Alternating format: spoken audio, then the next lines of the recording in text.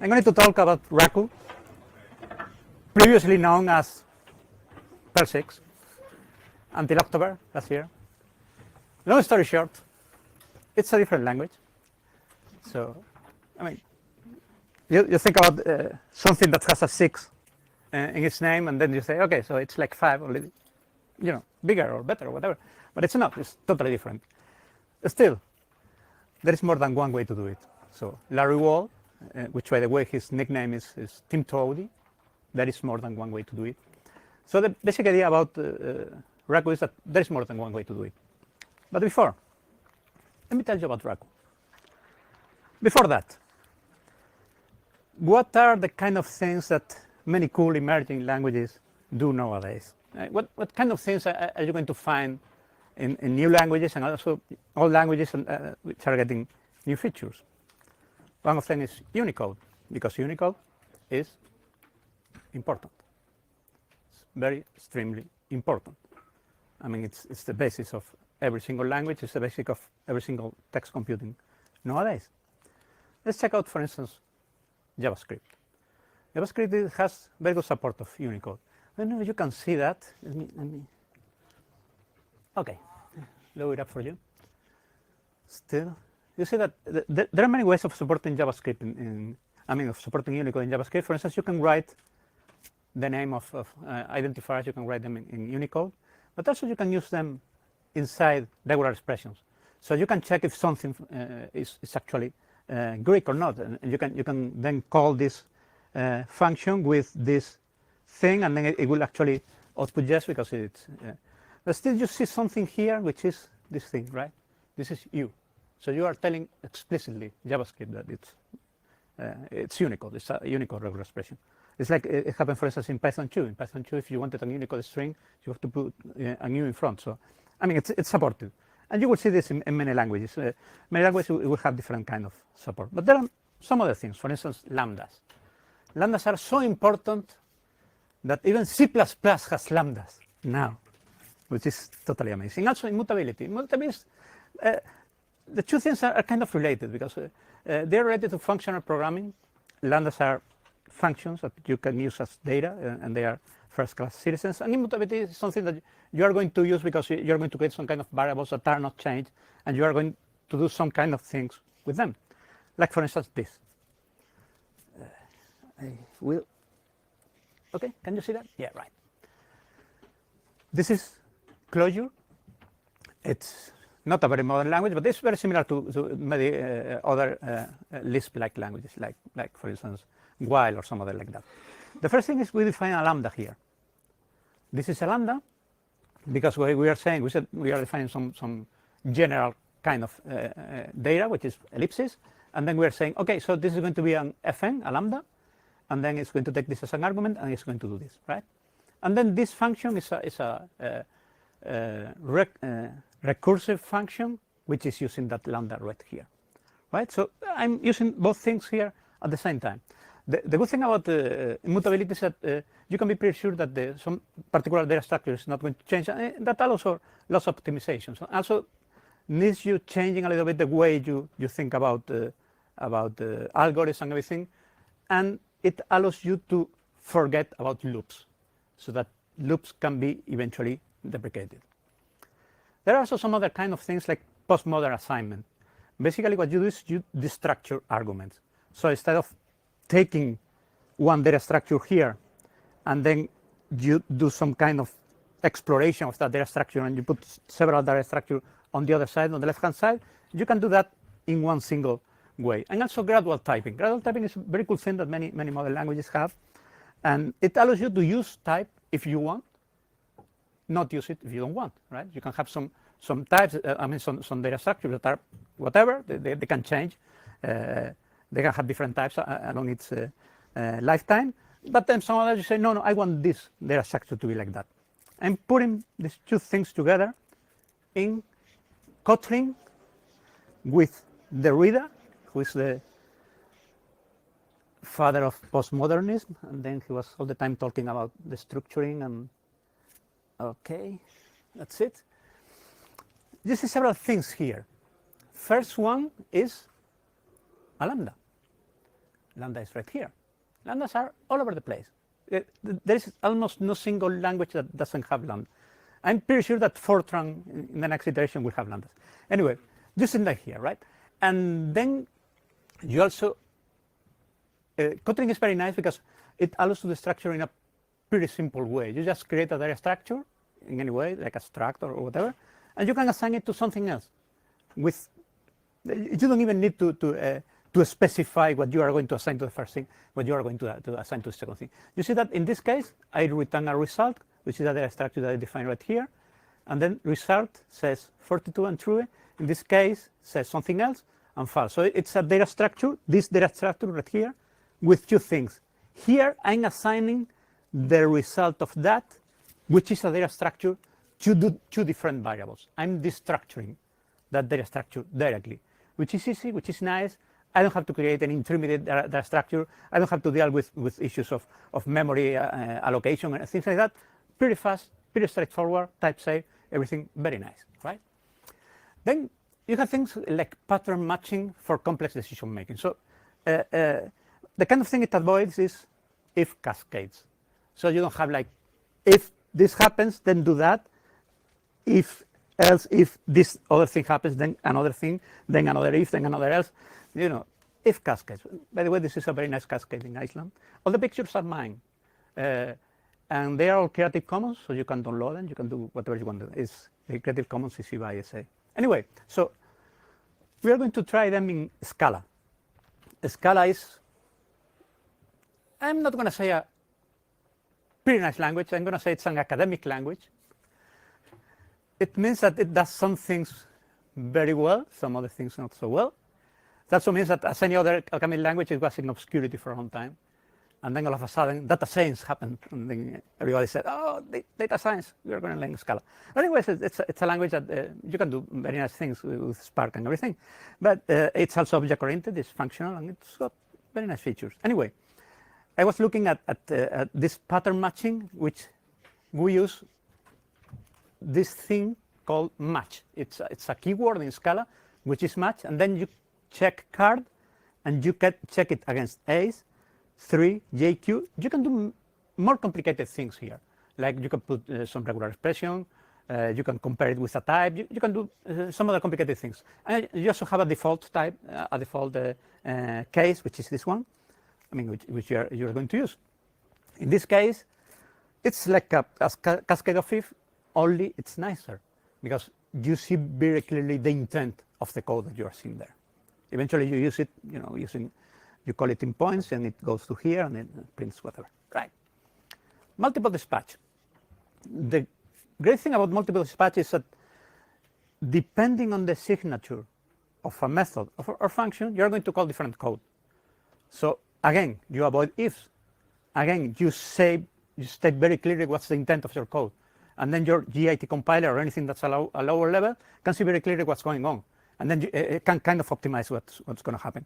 Of course, if it's functional, it's going to be even better because you can cache, you can do memoize, any kind of thing. We're going to do it with Julia. Julia is also a language that was created for science, which means that it doesn't have things like, you know, web or database, things like that. It's science, you know. We do science, nothing else. Of course, there is something like that because it's a general purpose language. It was very, very recently turned into version 1.0, which broke everything, of course.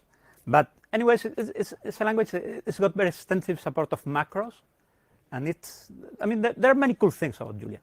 But in this case, we are using this multiple dispatch with these two different functions. We are going to use the Spanish way of expressing cards, like bastos, espadas. Anyone knows this? It's actually not Spanish. It's from Nápoles. But anyway, so we use two different enums. This ampersand over here is a macro. So the way Julia defines macros is by using an ampersand, and the way Julia defines an enum is by using a macro, which is kind of nice. Anyway, it's kind of a type. So if I am calling toString with something that is a symbol of the American or French kind of card deck, it's going to call the first one, and then it's going to call the other one.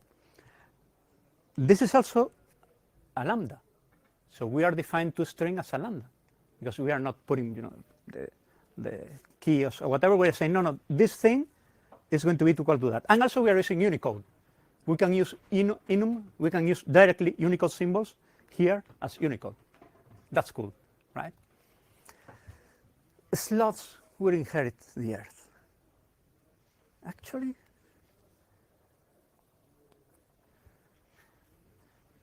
I'm too lazy, so I was looking up for a picture of a sloth. I didn't find it. I found this picture of penguins, and penguins are cool. They're just penguins. So anyway, lazy evaluation is very powerful. It allows you to work with infinite data structures. You can have anything in it. Only when you're actually needing something, when you're actually printing something, it comes to life.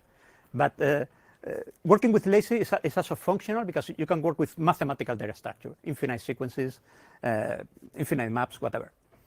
And also, there's this thing called cascading. Cascading is something that allows you to kind of put the result into a computation, into another computation, and then into another computation without the need to use intermediate variable or anything. You just say, okay, I want the result of this to be processed by this. The result of this is going to be processed by this other thing, and so on and so forth. Let's look at it in F#. F# was a language that was created by Microsoft, which is why nobody paid attention to it for a long time. But then it's a cool language. It's a purely functional language. It's a language that's working on the .NET virtual machine. Yes, please. Do you see it? 5 minutes. Okay. Yeah, I'm almost done. Thank you very much. We are going to compute something which is called the Horadam sequence. Horadam sequence is kind of a generalized Fibonacci sequence. Everyone is using Fibonacci sequence, so I'm going to do something different. But you see what we are doing is, this is the first element of the sequence, so this is the first thing that's going to go into the pipeline. Then we pipe it into this thing. So what we are telling it is, you are going to pick this up, and you are going to create an infinite sequence out of that. And then eventually, what you are going to do is, you are going to append it to the first two elements. So I'm going to put that in the beginning, right? And then this is totally lazy. So I'm telling it, I want this infinite sequence. And I'm going to have a lazy data structure that's going to hold that. And then I'm going to compute it, and I'm also going to use this pipe to just take the first 15. So that eventually, when I compute the first 15, they come to life, right? That's cool, and that's actually very fast. I got all of them in my computer, actually. Finally, inheriting is much better than composing. I can't reduce it anymore. So you can use traits, mixing, and rows. The 90s were a little bit all about object-oriented programming, but then something more complicated came. People were talking about meta object protocols, so that you can create all kinds of things. Anyway, my point is that you can create a new kind of objects or classes by composing other objects. Like, for instance, using it in Rust. Rust is a very nice language. It's supposed to be safe because people were tired of using C and getting shot in the feet. And so they say, okay, yeah, we are going to do something totally different. And then they talk about Rust. Rust has a very, very interesting concept of data properties, so that only some things can work with some other things. But here what you define is a struct, which is just a struct. It's a data structure. And then you define a trait.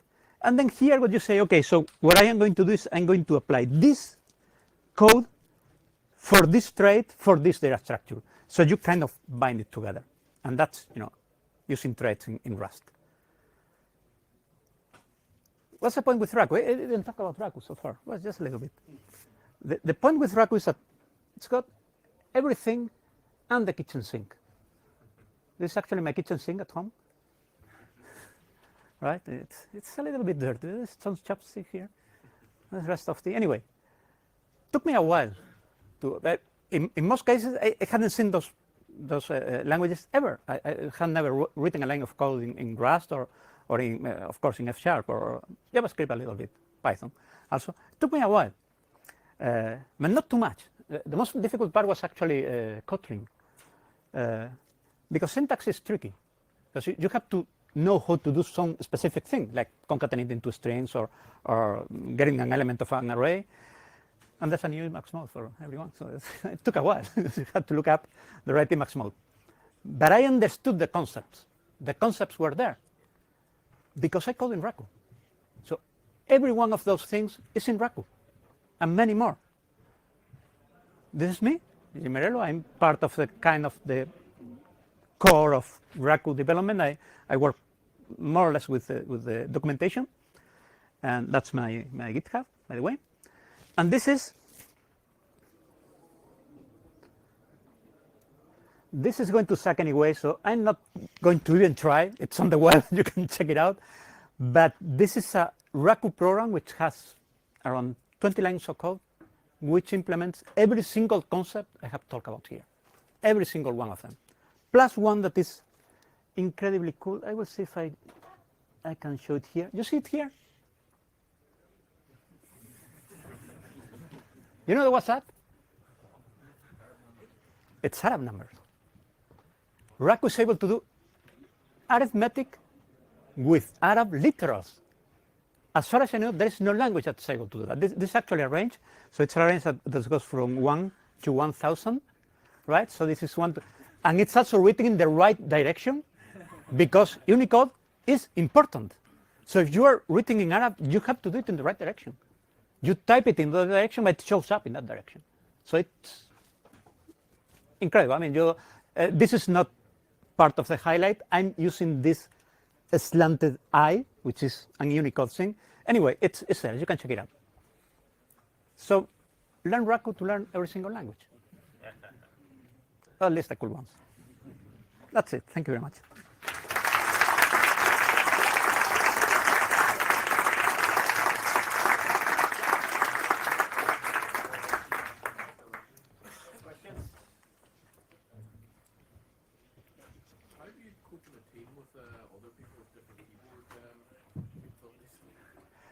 I don't know if repeat the question. Yeah, please. How do you cope if you're in a team with, sorry, let's say an international team, and other people can't type Arab keys and they have to maintain your code? I mean, it's no big deal. I repeat the question. So he's asking how people is able to maintain a team where people type in different ways. Is that correct? Is that? My keyboard, I don't know how to type Arabic characters. That's a good thing. You use Emacs. Control X8 tab, and then you get all the Unicode things, and then you say, I want this one. That's it. Or you look it up in the web, and then copy and paste. Okay, thank you. Yes, please. Yesterday I heard at the booth that there's a way to interact with libraries from other languages like Python. That's correct. Could you a little bit elaborate on that, how it's done? Yeah, the thing is that Raku has got something which is called native call, right? So native call basically it allows you to embed things which are written in any other language using shared libraries. So you just say, oh, so I want this function, which is taken from that particular shared library. And you can do that with Python. You can embed the interpreter of Python. There is something called inline Python. There is also inline per, so you can interpret per.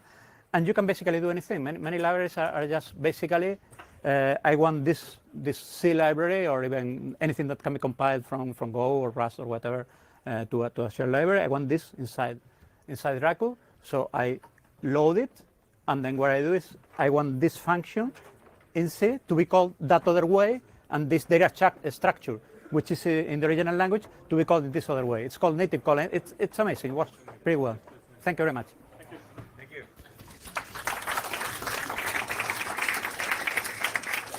Awesome.